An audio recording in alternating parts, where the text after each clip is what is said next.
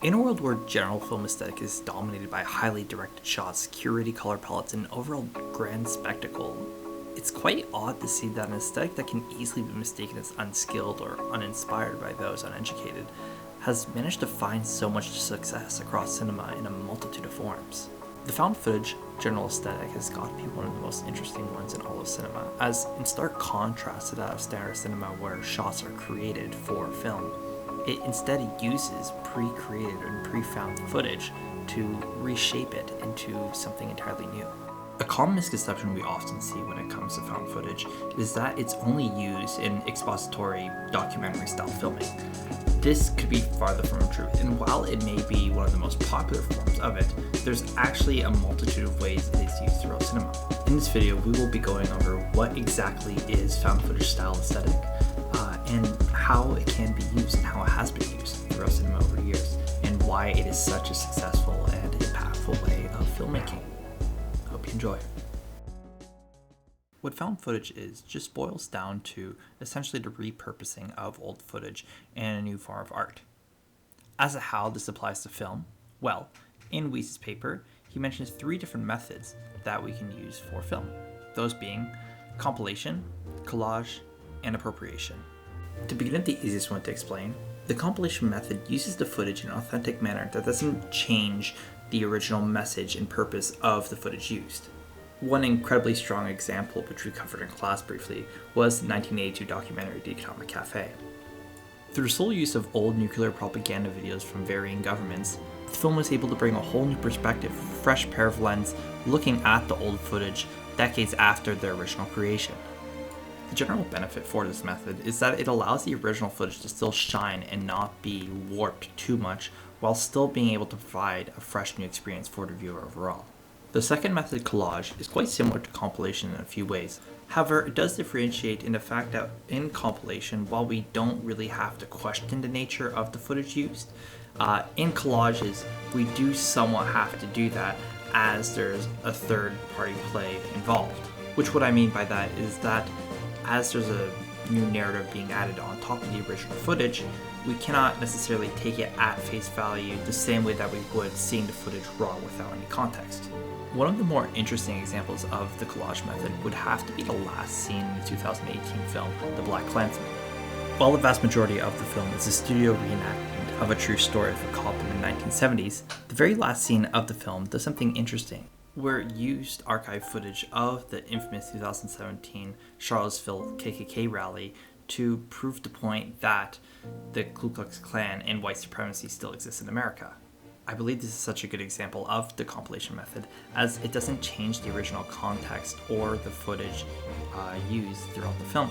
However, it does have a whole new perspective or point that it wants to make as it's trying to say something out of the footage that it uses. This is in stark contrast to the final method, that being the appropriation method. To explain it in a relatively extreme manner, this one is the stark contrast to the compilation method, as it essentially takes the archive footage and just uses it for revive without any consideration for its original context. We can see this method being applied in a multitude of ways to varying degrees, specifically through music videos.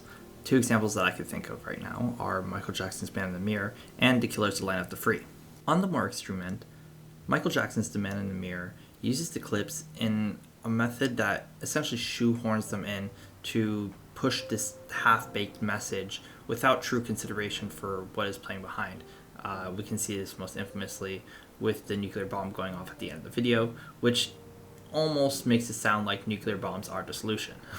In regards to The Land of the Free, while it's somewhere more in between compilation and abstract, it still has elements of abstract, using the clips to put out a political message without properly showing the context of the clips overall. While at first sight, these 3 methods might seem entirely separate to one another, I actually prefer to see it as a spectrum of sorts, where one film isn't necessarily thrown into one section entirely without regarding the elements that it has of the other 2.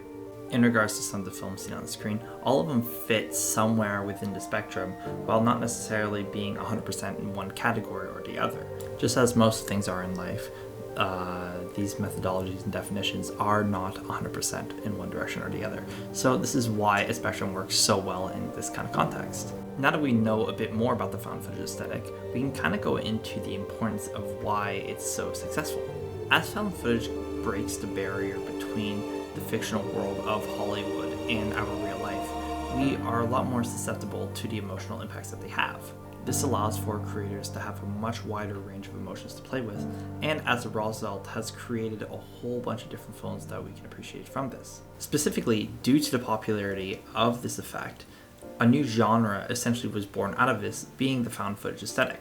This genre essentially uses the same emotional beats that real found footage does and simulates it in a fictional setting, allowing for the creators of the film to play with those same emotions without actually having to provide historical context. We can see this most infamously with the Blair Witch Project, where it was pretty much advertised as a real found footage film when none of the stuff actually shown in the film was found footage.